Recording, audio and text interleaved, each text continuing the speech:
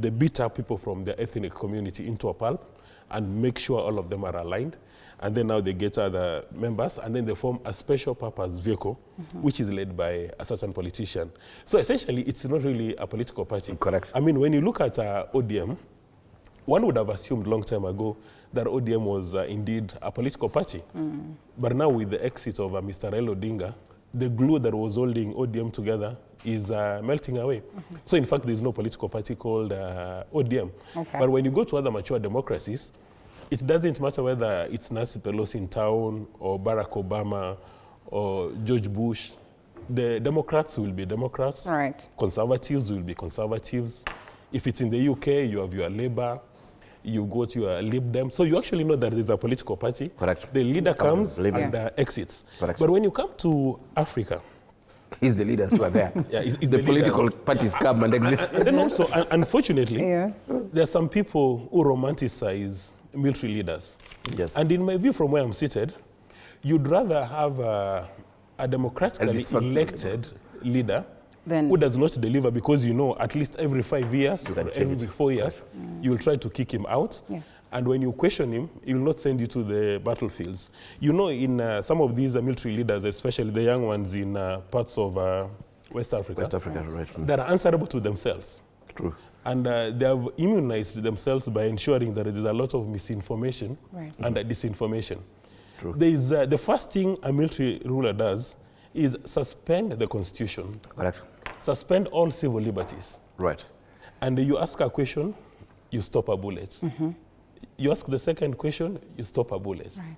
So in my view, what we must do is, especially for people like Kenya, where you've got a multi-party sort of government, is to make sure that we elect the sharpest tools in the shed in any elective position. But unfortunately in Kenya, for some reason, because of the Stockholm syndrome, where we fall in love with our captors, or the wabi-sabi philosophy from Japan, where you see finesse in horrible things.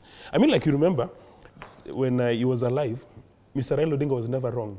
And when he was wrong, you try to point out, in fact, you're the one who is wrong. You'll be disciplined for that. Okay. You recall when James Orengo took a divergent path, he was punished.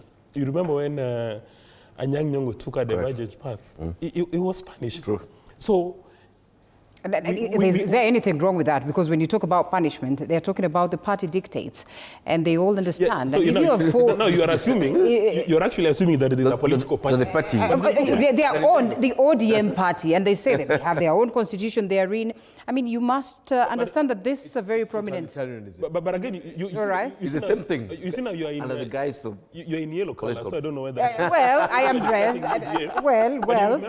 But you remember a few days ago, when Mr. Raila Odinga's daughter expressed the view that let's go and do an NDC. Right.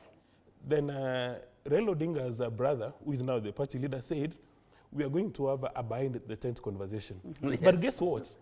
ODM is run on taxpayer resources. Okay. So I start wondering, Why should all it be? taxpayers in Kenya, probably the ones who financed the celebrations in Mombasa, Yes. then Winnie is raising a very pertinent issue, but Raila Odinga says, "Hii mambo ya familia."